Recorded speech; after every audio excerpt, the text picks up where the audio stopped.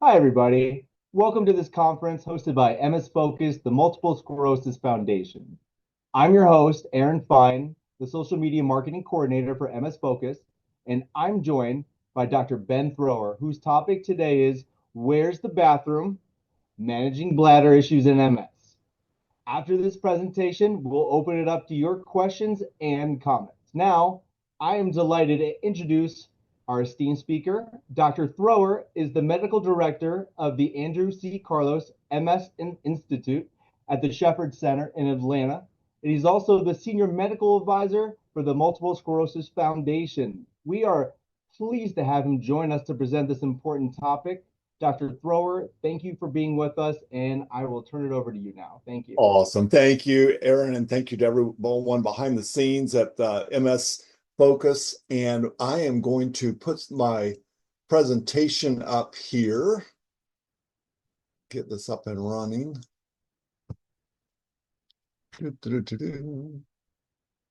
So our topic this afternoon is going to be MS and the bladder. And before we get started, I do have a very important disclaimer to make, and that is that I am not a urologist. I am a neurologist. And just for another point of clarification, the urologist is the physician who takes care of the drains. The neurologist, we are the folks that take care of the brains. So just in case you had any questions. But I will do my very best to explain what MS can do in terms of bladder function and what we can do to hopefully push back on any symptoms you might be dealing with relative to the bladder. So bladder issues are incredibly common in multiple sclerosis. Surveys have shown anywhere from 75% up to 97% of people with MS deal with bladder issues, and they are significantly associated with a decrease in quality of life. We see all kinds of impacts, effects on sleep, effects on work, ability and desire to go out and do things for fear that the bladder might, act up at the worst possible time. We also know that we in the healthcare community are not doing a great job of managing bladder symptoms, that we don't always refer to urologists when we should, that less than half of the time we make appropriate referrals to urologists, and that we're not offering the treatments. We'll talk about anticholinergic therapies and how we're probably underusing those and other things that we have available to help manage bladder symptoms. I think one of the reasons we see some of this maybe under recognition, under treatment is the nature of what's going on in the MS world. We've had such great advances in the immunology of MS and disease modifying therapies. As some of these therapies come along, there sometimes is a lot of time that is spent in making the decision as to what treatment, when do we switch treatments, what's appropriate lab and safety monitoring, and sometimes we just lose track of the importance of managing symptoms like bladder issues. So this is normal bladder anatomy. We've got the kidneys up top here that are going to produce urine. We have the ureters, the little tubes that are going to come down from the kidneys and empty out into the bladder. So the bladder is basically a muscular sort of sac, if you will. The muscle is called the detrusor muscle. And then you have two valves, two sphincters, an internal and an external sphincter, and then the little tube from the bladder to the outside of the body in both men and women is called the urethra. So the way that things should work with normal bladder function is that the bladder is going to fill with urine. As the bladder is filling up with urine, it's going to send an electrical signal, through the spot up to the spinal cord, telling the spinal cord that the bladder is filling up. That if you let the spinal cord do what it wants to do, the spinal cord is going to say, okay, there's urine in the bladder. I should empty now. I'm going to squeeze that detrusor muscle. I'm going to open those valves, those sphincters, and I'm going to let the urine out. So if you think about the way a baby's bladder functions, that's the way a baby's bladder works. It fills up, the spinal cord says empty, and it empties, and there's no sort of inhibition. Well, as we mature and our brain starts becoming more of a factor in that process, the brain is going to have its say so. And so now, after about age 5, 6 or so, you have the signal going from the spinal cord. Spinal cord wants to tell the bladder to empty, but now their signal is going to the brain, and the brain's going to say, wait a minute, you're not anywhere near a bathroom. You're sitting in the car, you're on the plane, you're in a meeting. You need to wait until I say it's okay to go. So the brain has this inhibitory sort of effect on the bladder and is not going to let that, the bladder empty until it says it's okay to do so. So you can impress friends and dinner guests with your knowledge of the difference between urination and micturition. Typically, we think of urination as that's when I go to the bathroom. Technically, it's not. So urination medically and scientifically is actually when urine goes from the kidney down to the bladder. The act of actually getting that urine out of your body is actually called micturition. So there's your urological trivia for the day. So one of the important concepts when we think about bladder function is the post-void residual, or PVR. The post-void residual is how much urine is left in my bladder after I think it's emptied completely. So this is a very important thing when we think about bladder function in MS.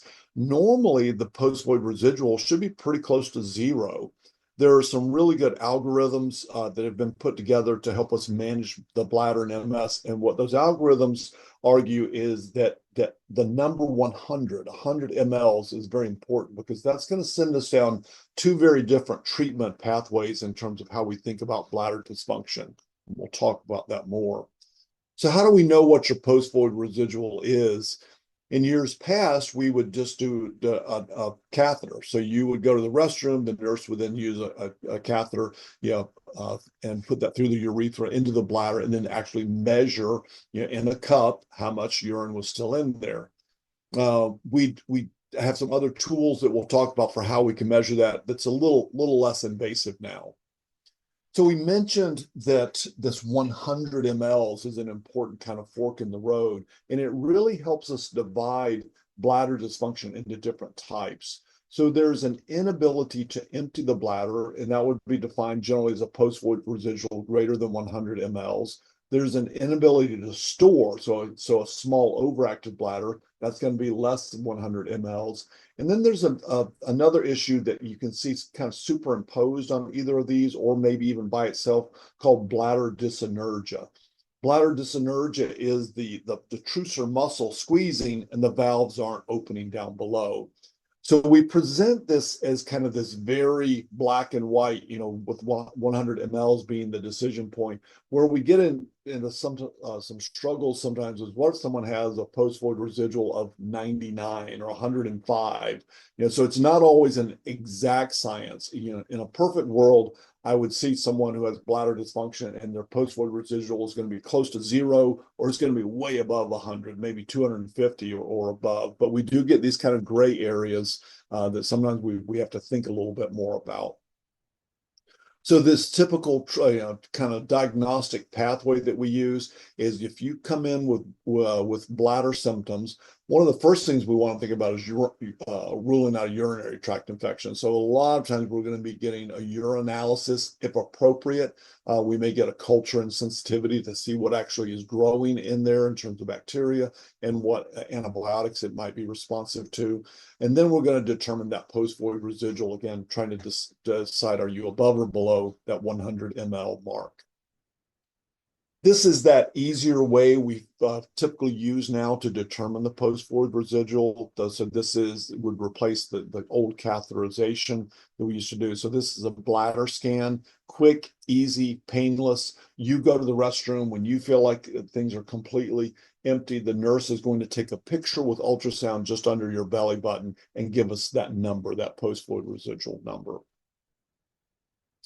I'll throw out just some other things that are done to help sort of determine what type of bladder dysfunction someone might be dealing with. Some people with bladder dysfunction from MS may get a urodynamic study from the urologist.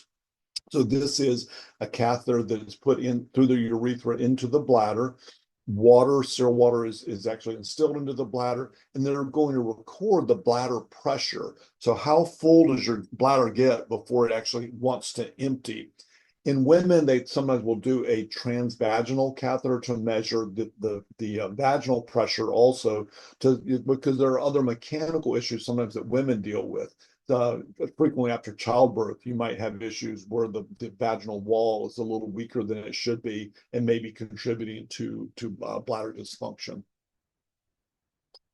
One of the other tests that a urologist might sometimes do is a cystoscopy. So this is actually using a small scope to actually look up into the bladder. A lot of times this is done to rule out any kind of mechanical irritation or structural problems in the bladder. You may have cystoscopy done also if you're having Botox treatment for bladder dysfunction. And we'll talk about Botox and where that fits into the bladder management scheme in a bit.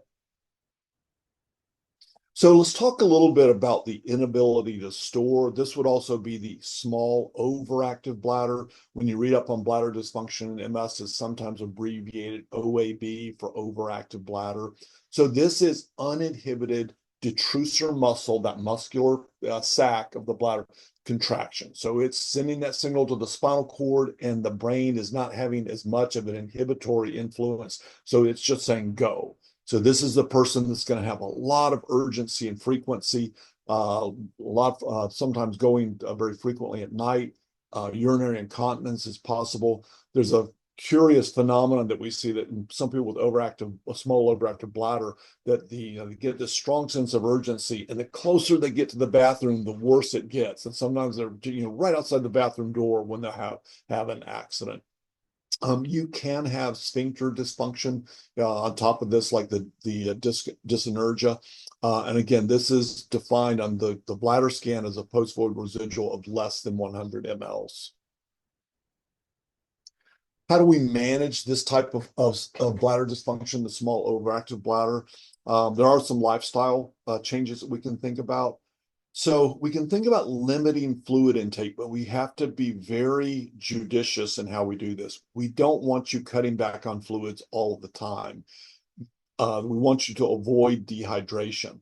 Concentrated urine in the bladder is actually a bladder irritant. So the person who tends to be dehydrated and has concentrated urine in the bladder may actually make their symptoms worse. So you think you're helping yourself by cutting back on fluids, when in fact you actually might aggravate the situation.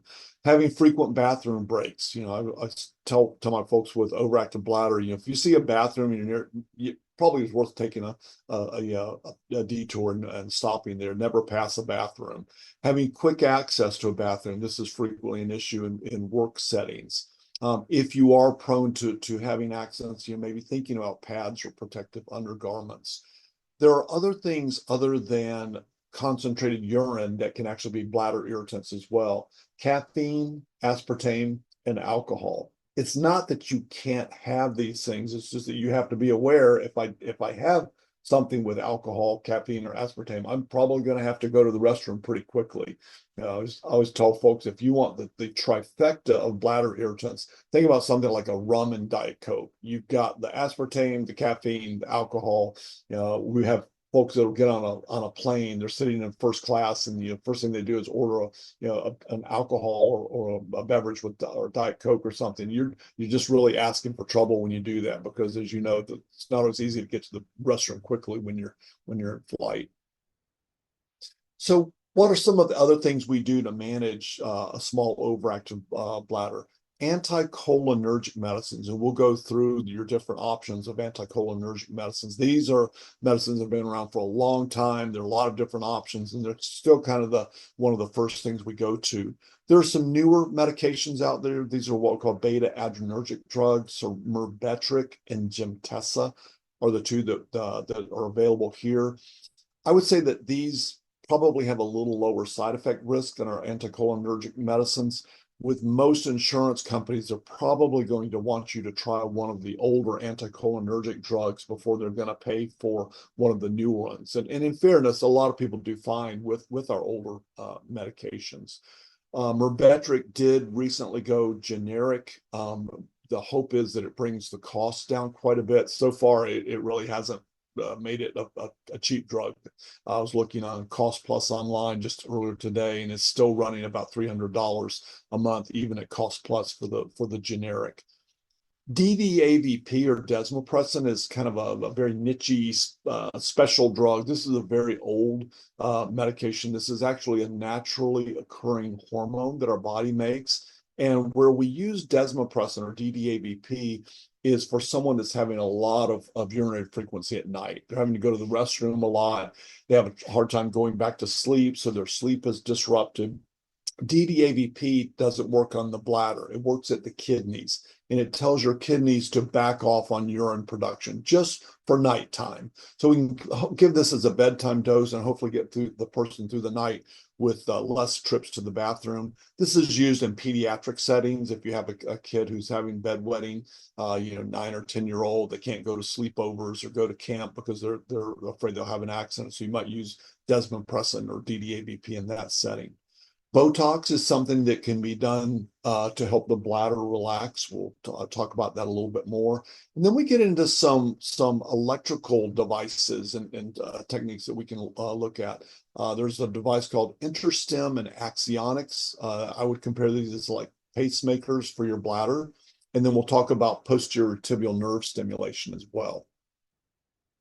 So these are your anticholinergic options. I put both the generics and the brand names up there. I would say your second one, oxybutynin or ditropan, is probably our oldest. It's been around for forever. We use all of these in the appropriate setting. Any of these can be fine. The challenge with the anticholinergic medications is I'll cover this first.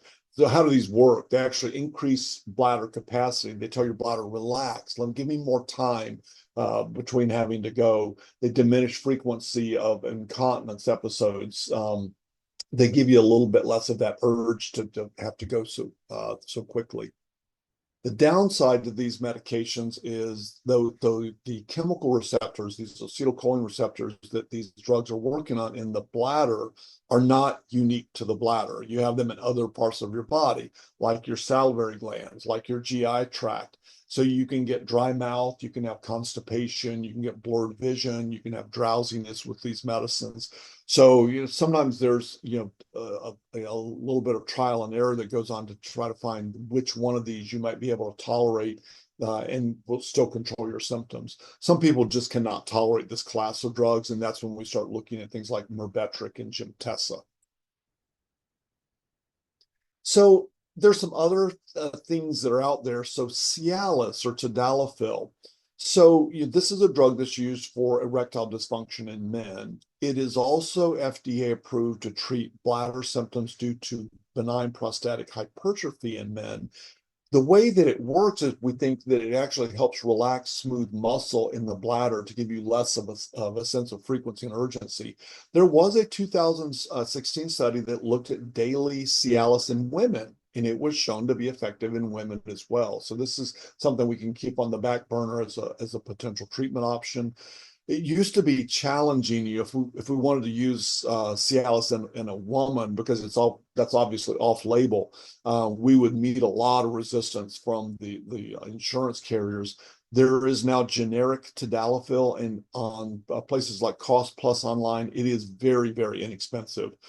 Check today, the 5 milligram Cialis, which is what we would typically use as a daily dose in both men and women, for a month's supply is $6.60. So it's become very affordable, even if insurance won't cover it. So there's interesting literature out on cannabis and overactive bladder symptoms. So the bladder does have an endocannabinoid system. The endocannabinoid receptors are spread out in so many parts of the body. They play a role in spasticity management and immune function and weight management, but they're also present in the bladder.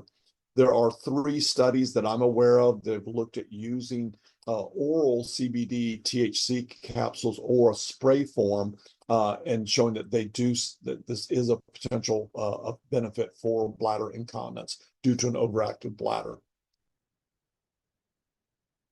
Botox, again, Botox is something that we use to temporarily paralyze a muscle. It's used for managing very refractory spasticity and spasms and multiple sclerosis and other central nervous system issues.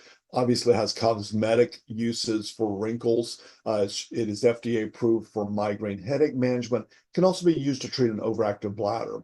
So with this procedure, the urologist is going to do cystoscopy and selectively inject certain parts of that detrusor bladder muscle to help it relax. Typically, it's going to work for about 3 months, and then you go back and have the procedure done again.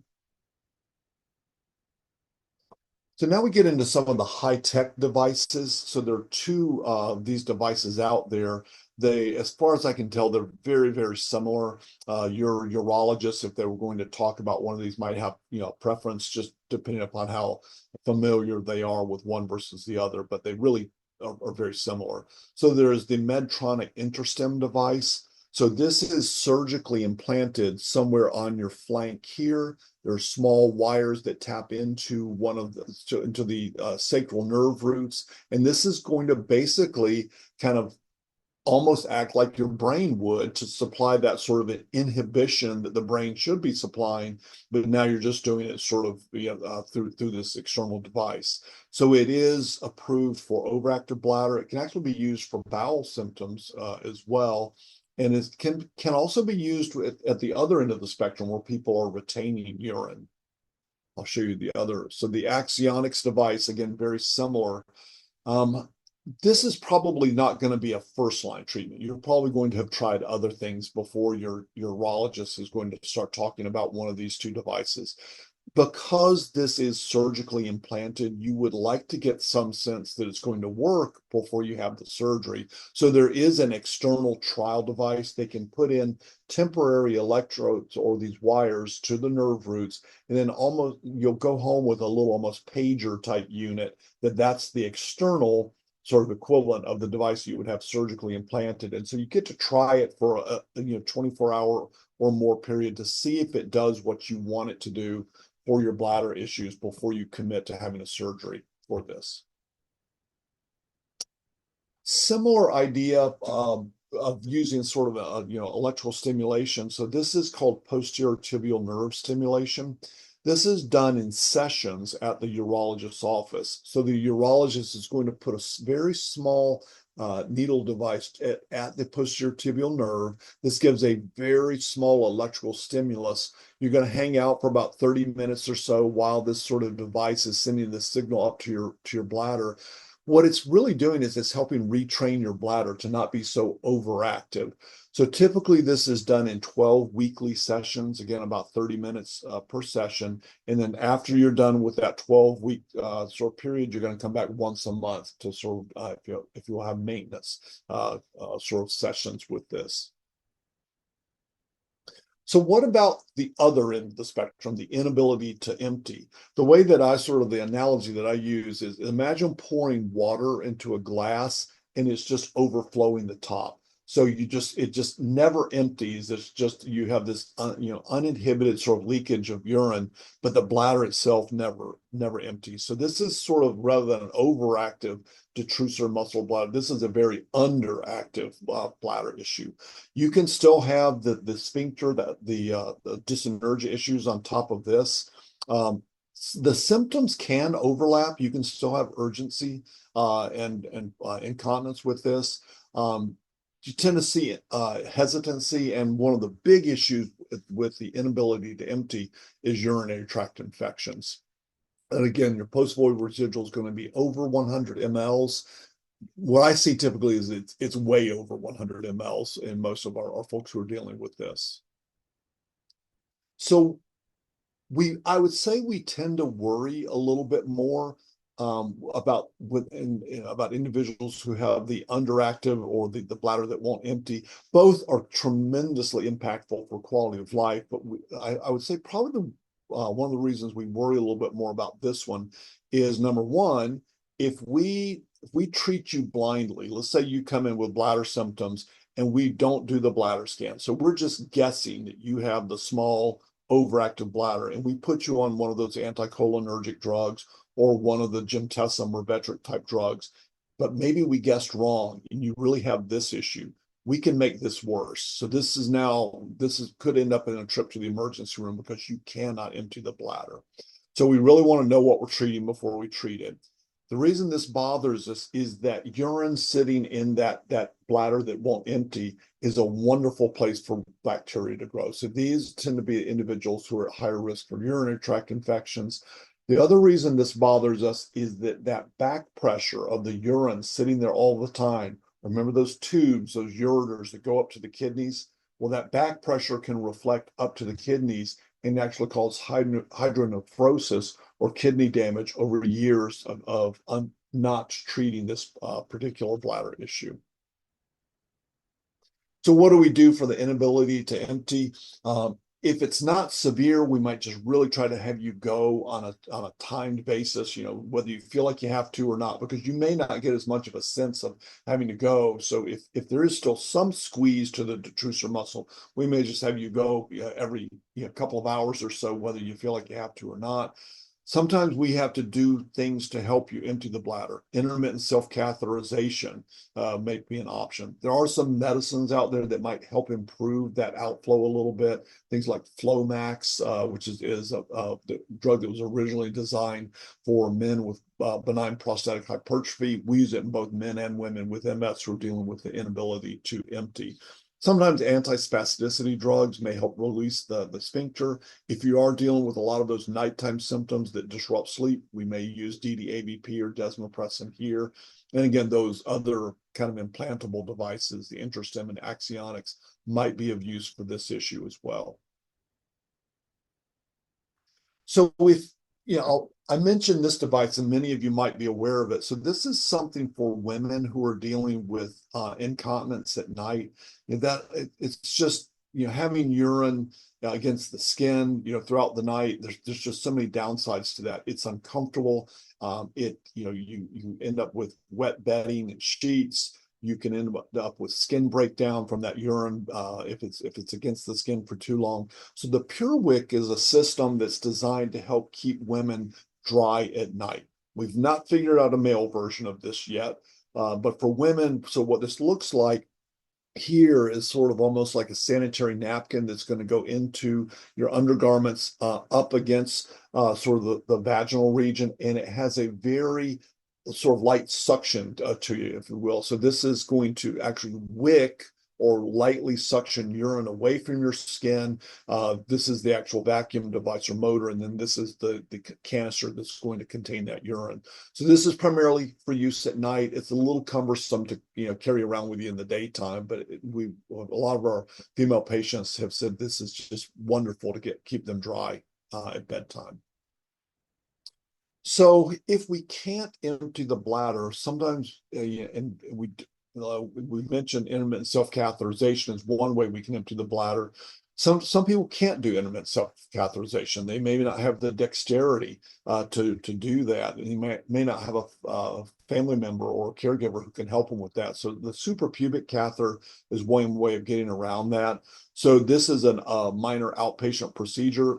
There's a sort of catheter that's implanted surgically just right under the belly button. So you've got this device keeping the bladder empty. A lot of people have been pretty happy with these.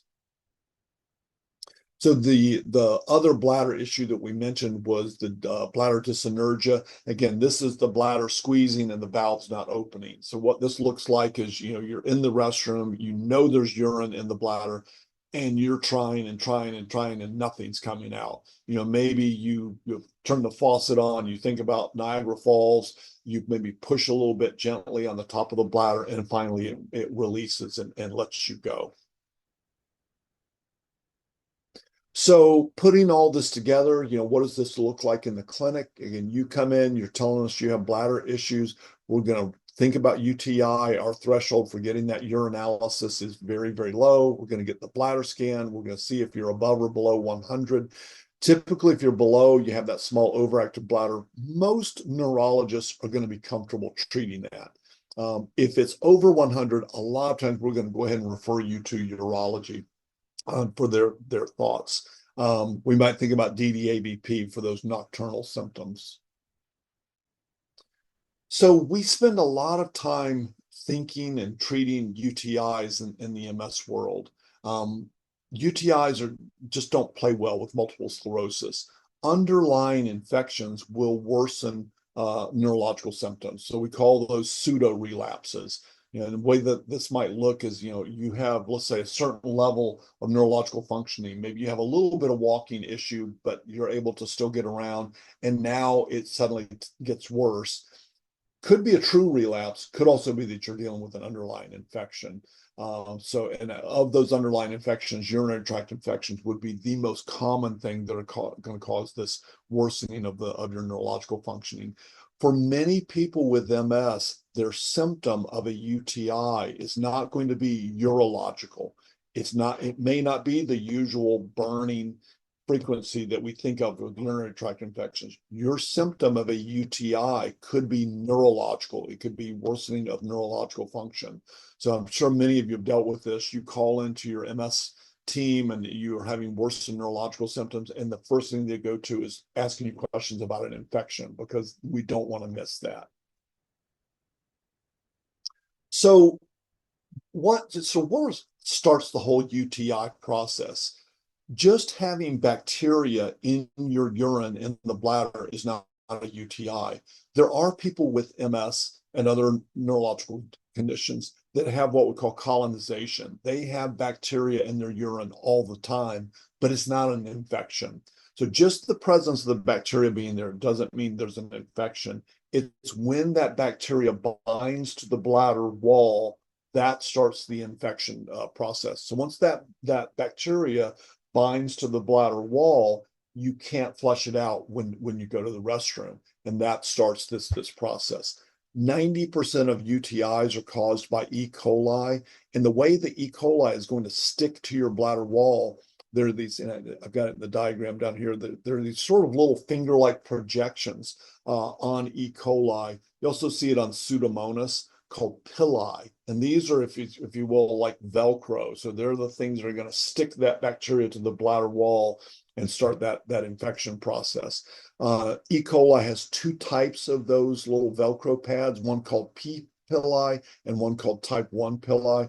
The reason it's important to think about those two is there are different things that we can do that might sort of help prevent the bacteria from using these two different types of sort of sticky pads and causing an infection. So one of the things that we can do to potentially prevent UTIs, and you're really gumming up that bacteria's pili, is D-mannose. So D-mannose is a sugar. It binds to the type 1 pili and decreases the ability of the bacteria to stick to your bladder wall. Not all studies have shown this to be effective. It's a mixed bag, but there are some studies have shown that it does work. A study of 308 women with recurrent UTI showed that if they took 2 grams or 2,000 milligrams of D-mannose daily, it was actually more effective than a daily antibiotic, nitrofurantoin, at preventing UTIs. One of the other ways we can gum up those bacteria is by using different cranberry products. So cranberries contain a plant chemical called proanthocyanidins, or PACs. These bind to those P. pili on the bacteria and keep them from binding to your bladder wall. What studies have suggested is that somewhere between 36 and 72 milligrams a day of these PACs is the best dose. There are lots of different options out there. There are all kinds of cranberry products. I listed a few of the more potent ones here, and I'll say the one that I've probably used the most is the Elura. It is a very potent cranberry extract.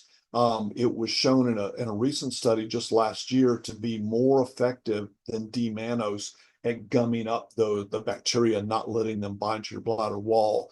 You can order it on Amazon. You don't need a prescription. You can find it in some stores. It runs about $45 per month.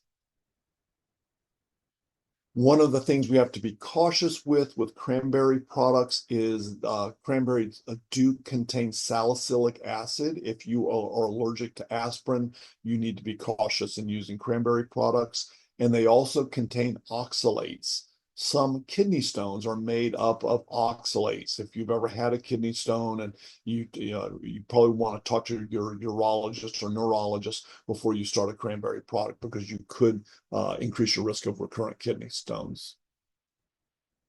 There are some products that have both. The the cranberry, the PACs from the cranberry and the D-mannose. This is just one that that I found online. If you go on Amazon and you just look up D-mannose / cranberry products, you'll find something like this. So this, you could kind of hit both of those bacterial sort of sticky pads, if you will, and potentially reduce UTIs. So what about low doses of daily antibiotics? This is done at times. If we're going to do this, we probably don't want to pick a super potent antibiotic. We don't want you to develop antibiotic resistance. So typically if you're going to do a small dose of a daily antibiotic, it's going to be a little bit of nitrofurantoin, also known as macrobid or ceftriaxone on a daily basis. And then one of the other over-the-counter products that you'll find out there is azo. There are a variety of azo products. The original azo product was this one. And what this basically does is it's to help decrease the pain associated with a UTI. What's important to know about this product is it's not treating your UTI. You still need to get in and get the UTI treated. This is just symptomatic. It's going to make it less painful if you're having bladder spasms or burning with urination. There are now some azo products that have cranberry in them. There are some azo products that have D-mannose. So there are a lot of different things to pick from out there. And I think with that, we will turn it over to questions and hopefully some answers as well. So we can go ahead and take those slides down. Fantastic, Dr. Thrower. That was incredible. Awesome. I mean, every single time I had the pleasure of being in your presence, I learned so much. Oh, thank you. Just off the top, I mean, just the fact that I learned that E. coli is responsible for 90% of UTIs.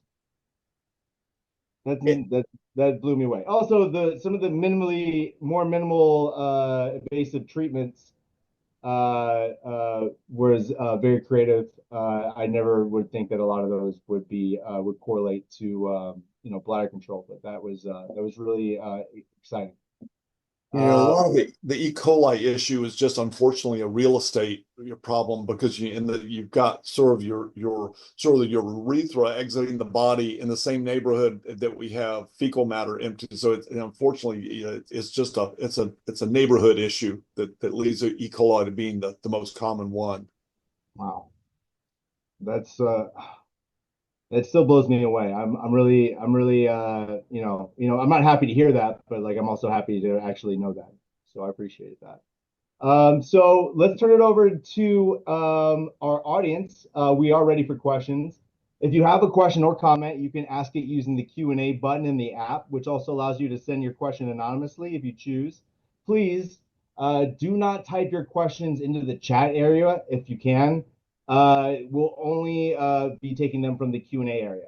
You can also ask your question live by clicking the raise hand button or by pressing *9 if you are on the phone. I will call on you and then you will be able to unmute to ask your question. Let's start off with Susan, who was the first to ask a question a little bit earlier. She asked, does the e-stim interfere with getting an MRI? Not completely. It does throw a couple of little hurdles in. So MRI scanners, out there come really in two different strengths. So there's a 1.5 Tesla machine. Tesla is how we measure the magnetic strength of an MRI. So there's a 1.5 Tesla and a 3 Tesla magnet. Most of these devices have not been approved for use in a 3T magnet. If you end up with an InterStim device or the Axionics, your urologist is going to know where you can go get MRIs at. So like here at Shepherd at our MS Center, our scanners are all 3T magnets. We don't like to put someone with one of these devices in our scanners, so we work with the urologist and just use the MRIs that they're comfortable with. Most of what we do in MS, is going to be brain and cervical spine. There's no problem getting those studies done on a 1.5 Tesla magnet with these devices. Okay, fantastic. I'm going to get to Kathy.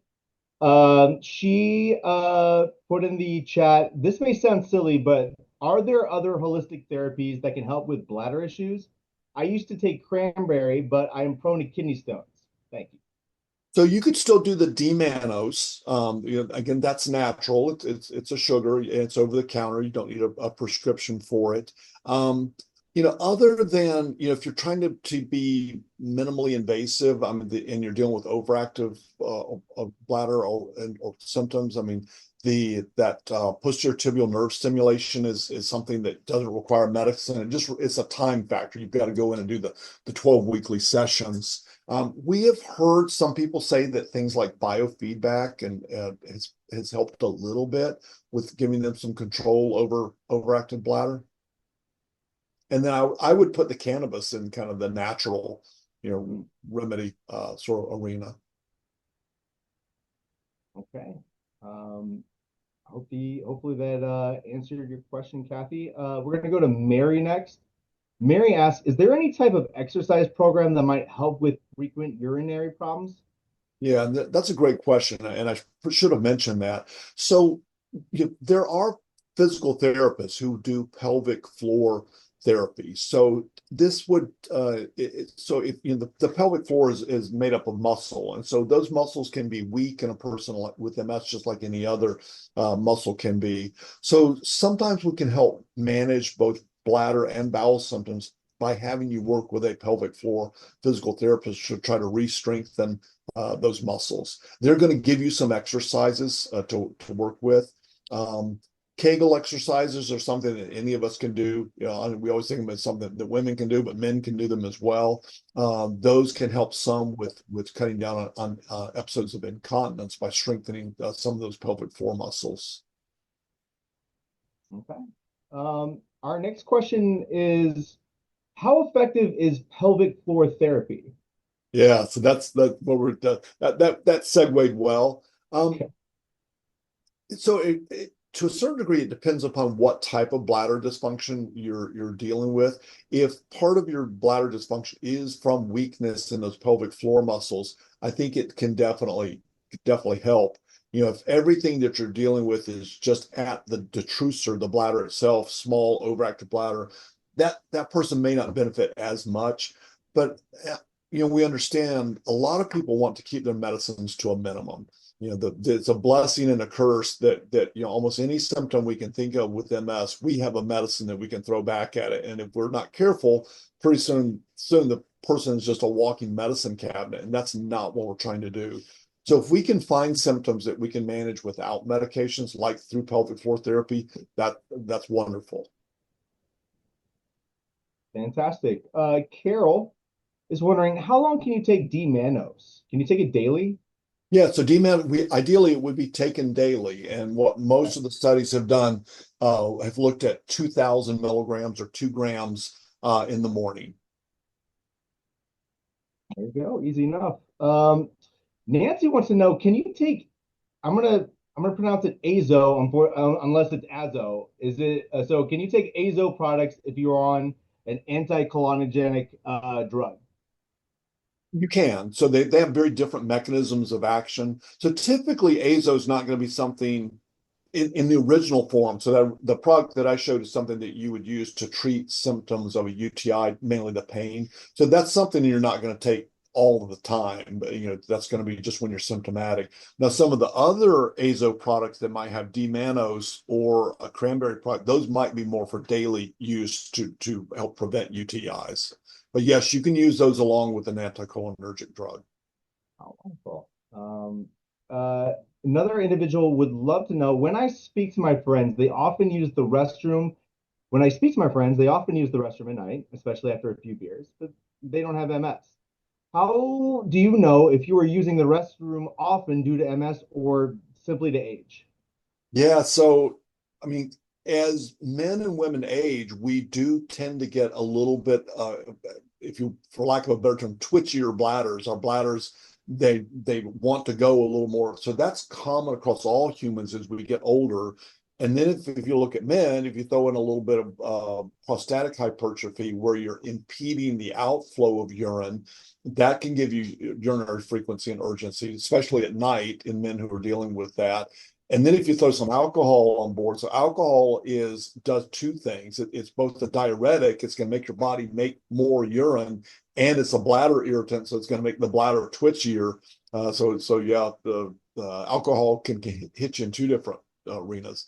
But again, some of this separating out what's normal human aging versus what's MS is certainly not an exact science. The good news is if you are an older person and you're dealing with, say, frequency and urgency, well, the toolbox the urologist is going to work from is the same that we're using in MS. In some ways, it may not be absolutely crucial that we sort out whether it's age or MS. Yeah. Yeah, it definitely seems like it's kind of a gray area. Yeah. And as someone who's I'm getting up there in age a little bit. Yeah, I'm starting to have that same issue too. And Yeah. yeah. We're not getting older, we're getting more mature. Oh, yeah. Well, Yeah, maybe. that's a great way to put it. Yeah, we're just getting better. We're just yeah, like a Yeah. fine wine. Okay, so Amy wants to know, are there any other tests to determine if MS is really the culprit of frequent UTIs if bladder scan is normal? Yeah, so if your bladder scan, you have a normal post-void residual or you're that below 100, usually, and we're going to want to get you in with a urologist. In a woman, that there's kind of a gray area between urology and gynecology. Could there be some other mechanical issue that's putting that person at risk for UTIs? So I would say if it's a guy who has normal post-void residual and a lot of UTIs, we're going to probably get in with urology. If it's a woman, we can think about gynecology or urology, and there are urogynecologists who you kind of cover both bases. In the MS world, we have the added sort of thing that we want to look at what medicines you're on. So, some of our disease modifying therapies are associated with a higher risk of infections, including UTIs.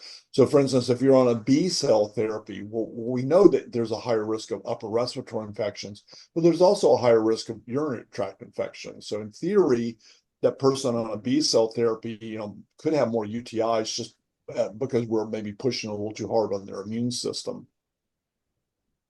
Oh, okay, that's extremely insightful. Somebody would love to know, is there an option to cathing for retention? Yes. So typically when we're thinking about some form of catheterization, it is for retention. So again, if you've got that bladder that doesn't want to empty, that urine sitting there, again, it's going to do two bad things. It's going to cause UTIs and it's going to potentially affect the kidneys upstream. So we want to keep that bladder emptied. And so intermittent self-catheterization is one way of doing that. Again, it may not be for everybody, and that's where we get into things like the suprapubic catheters. Foley catheters are something that we just don't typically see people using as a long-term option. If you're in the hospital and you've had a relapse or something that's irritated your bladder, we might use a Foley catheter temporarily, but usually that's not something we want to do as a long-term treatment. Okay. So this question is connected to cannabis. She would like to know, does cannabis affect kidney stones? Yes or no? Like, No, is not that there any I'm aware correlation of. to that? No, I've never seen anything suggesting any correlation there. Or yeah. Okay, got it. Okay. We're gonna move on to Corey. Corey wants to know, I started doing the rebounder at an MS gym. Supposed to be good for your pelvic floor? I would imagine that's a question. Is it good for your pelvic floor? I mean, a lot of these you think about anything where you're kind of getting movements in the legs. I would argue even core strengthening exercises to a certain degree when maintaining core strength, you are going to hit the pelvic floor. But if we really want to go after pelvic floor strengthening, we probably need to throw in some things that are very specific to the pelvic floor, like Kegel type exercises. But I think any movement in general, walking, treadmill, swimming, stationary bike, is going to have some positive effect on your pelvic floor muscles. Deborah would like to know, how does the tibial nerve stimulation work for the bladder issues? So basically, you're sending a signal up the posterior tibial nerve to the bladder and sort of, if you will, kind of acting like the inhibitory effects of the brain. So again, the brain wants to tell the spinal cord, okay, don't go right now. That's probably a little bit of what the posterior tibial nerve stimulation is doing and helping retrain the bladder. It probably is a little bit of how the interstem device and the axionics device work, is you're providing that external electrical sort of signal if the brain can't do it itself. Okay. I'm sure that really helps. Lisa is curious. I have to wear pads 24/7. Even though I cleanse after every void, my tissues get very irritated. Are there any better pads for sensitive skin or any creams or ointments to ease this problem? I think with the pads, it's probably going to be more personal choice and a little bit of trial and error. There definitely are barrier creams. And so you can go to your pharmacy and say, I need a really good, barrier cream. They'll know what you're talking about. So these are things that are just going to create some protection for the skin from that external, sort of irritation of a pad. These are the same things that people might use if they're sitting a lot, like in a manual or power wheelchair. They might use it, on their bottom to help prevent skin breakdown there. So yeah, they'll just ask your pharmacy about, or even your nurse at the whatever with your MS team. A lot of times nurses are very knowledgeable about the different barrier creams that are effective. Okay, I hope that helps. So this individual more has like kind of a statement, and maybe you just wants to get your thoughts. I have the Xconix. It does not help with getting urine out at night. I wear pull-ups, but I'm always wet in the morning. I have done pelvic floor therapy. They feel just a little crazy. They feel like, they're, at their wits' end with this. Do we know if this is a man or a woman? It's anonymous. If that individual would like to come back on the chat and just state their gender, if they'd like, they don't have to. Maybe that would help with the question or with And the answer. if it's a female, I would definitely look at that PureWick system. I mean, it has been wonderful for a lot of our patients. You can just Google PureWick. You don't need a prescription to purchase one. Unfortunately, insurance isn't covering them. They're not tremendously expensive. If you have a health savings account or something, you should be able to use your health savings account to purchase it. I wish we had a great answer for guys. I would say if you're for a man, because we can't use the PureWick system, this is maybe where the DDAVP or desmopressin comes in. So just taking a bedtime dose of desmopressin, I usually start with 0.2 milligrams. That's going to tell your kidneys to back off on urine production through the night and maybe get you through the night without the irritation of having skin wetness all night long. Realize with the desmopressin, we do want to kind of keep a watch on your serum sodium. So serum sodium can drop in some people with the desmopressin, and what that would look like, we can see it on a lab test, on a blood test. Clinically, what we worry about is worsened confusion with low enough serum sodium. Where it gets especially tricky is there are other medicines that we use in MS sometimes that can also lower serum sodium. Tegretol or trileptal, that's the carbamazepine or oxcarbazepine that's sometimes used for trigeminal neuralgia, can also lower serum sodium. So we really have to watch the person if we're going to put you on both of those. Okay. I don't see an additional response, but Okay. I think that basically would cover it for either. Thank you. So this is a two-parter about the same drug. Does oxybutynin cause memory loss, and is it safe to take every day? So yes on the first part. So oxybutynin or ditropan is one of these drugs is going to work on these acetylcholine receptors, and those receptors are everywhere in your body. They do a thousand different things, and they do things in your brain. So if oxybutynin crosses the blood-brain barrier, it can cause some confusion. What's interesting to me in the real world is I don't see a ton of that with oxybutynin. If someone comes to me and says, "Man, I really hate this medicine," usually it's going to be dry mouth and constipation way before it's the confusion that we see. Oxybutynin is probably the most potent of our anticholinergic drugs. It also has the highest risk of side effects, so it's a double-edged sword. It is ideally, any of these anticholinergic drugs, really, they are designed to be used on a daily basis. I do have people who get away with taking them as needed. That's going to be the person who says, I'm going on a plane trip. I really don't want to have to get up and go to the bathroom every 30 minutes. So maybe they take some oxybutynin or one of the other ones just on that trip. It's not the way they were meant to be used, but I do have people who get away with that. Okay. So the next individual asks, I was told by my urologist to practice holding my pee to build up my frequency resistance. Is this a good idea or common practice? So it's sort of a form of bladder retraining. And so if you have a small overactive bladder, it's not going to hurt anything. We were always told as kids, and probably more so in girls than boys, don't hold your pee. It's bad for you. This is a setting where it's probably okay.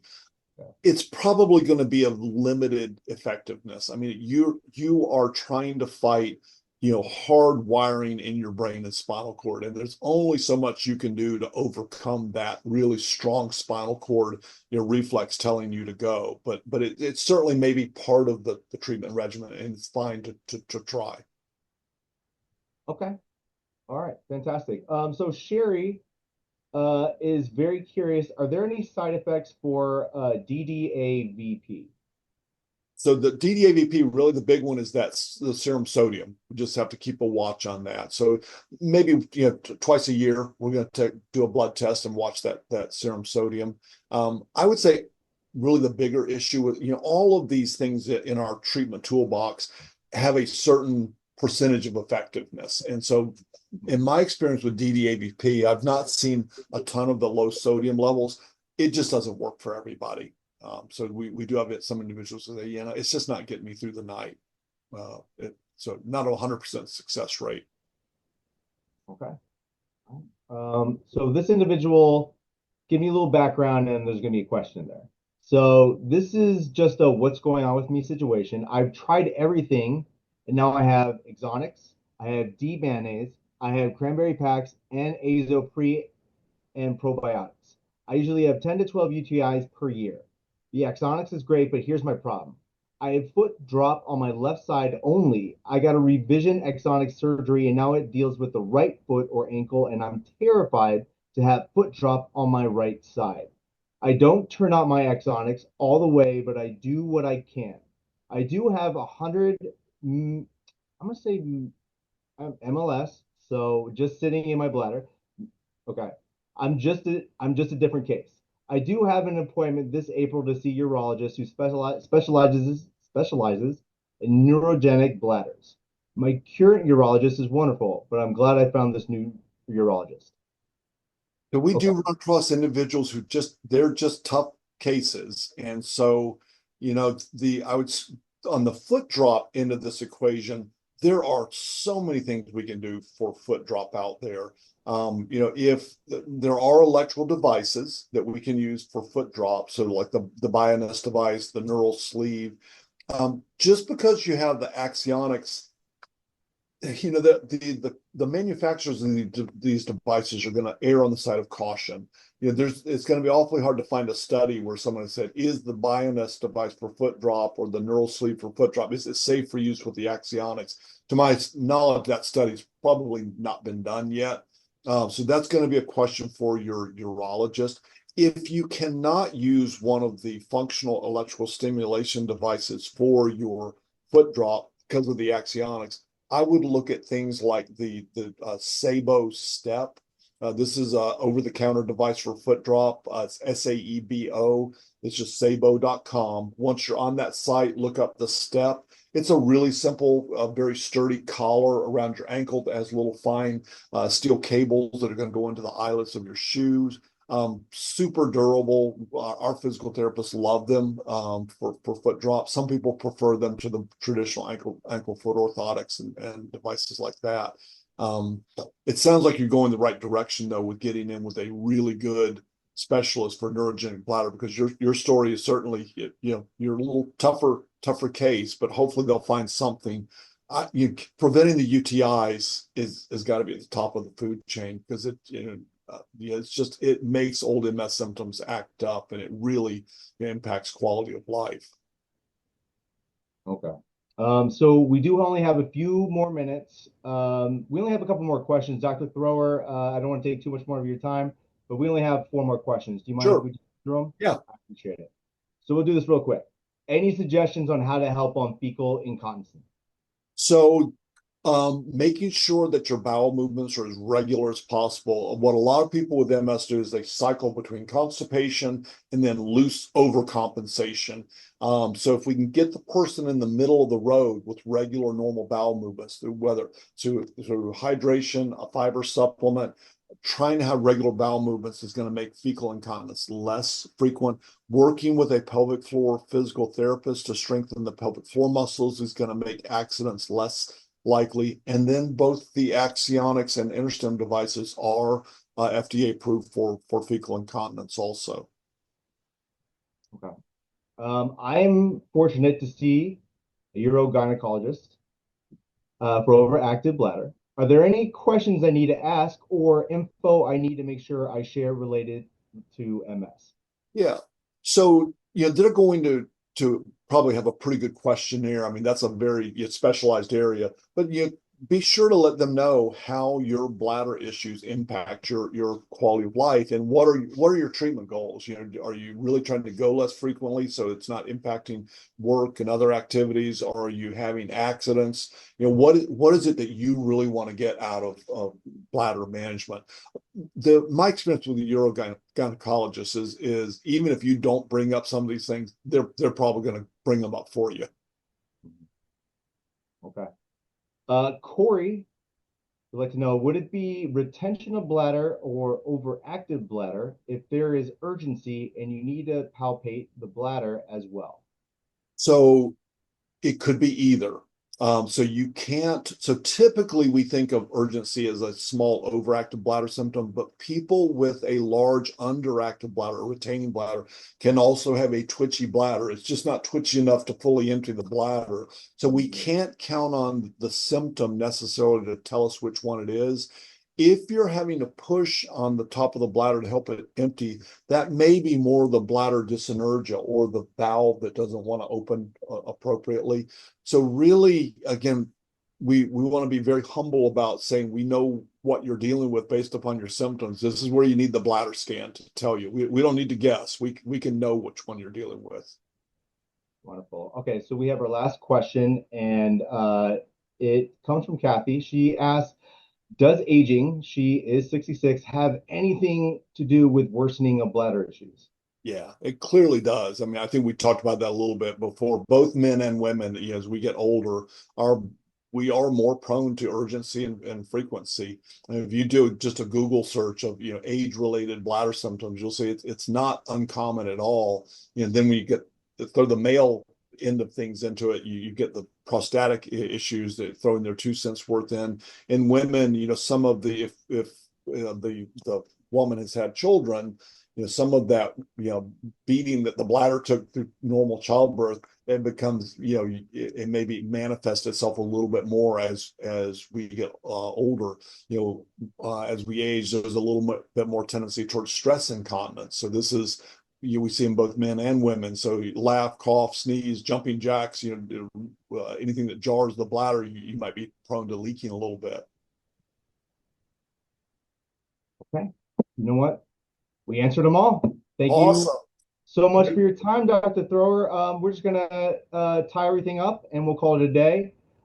This does bring us to the end of our time. If you missed any part of this conference, it has been recorded and will be available through the MS Focus Facebook and YouTube channels. Please reply to your registration email for information on how to access recordings or sign up for our newsletters to learn about upcoming events. We have a lot of amazing things coming up, especially for March, which is MS awareness. Also, you'll be receiving a short survey when you leave the conference. We greatly appreciate your feedback, which helps you determine what type of information is most helpful and meaningful to you. So our next teleconference will be Thursday, February 20th at 6:30 p.m. Eastern. Our guest speaker will be another heavyweight, Dr. Aaron Boster, who will be entertaining your questions for an hour of Ask the MS Expert. Our sincere thanks to all of our attendees today for your participation, and especially to Dr. Thrower, who takes time out of his busy schedule each and every month to help educate us. Enjoy the rest of your day, everyone, and we'll see you next time. Thank you all so very much. I Thank appreciate it. you.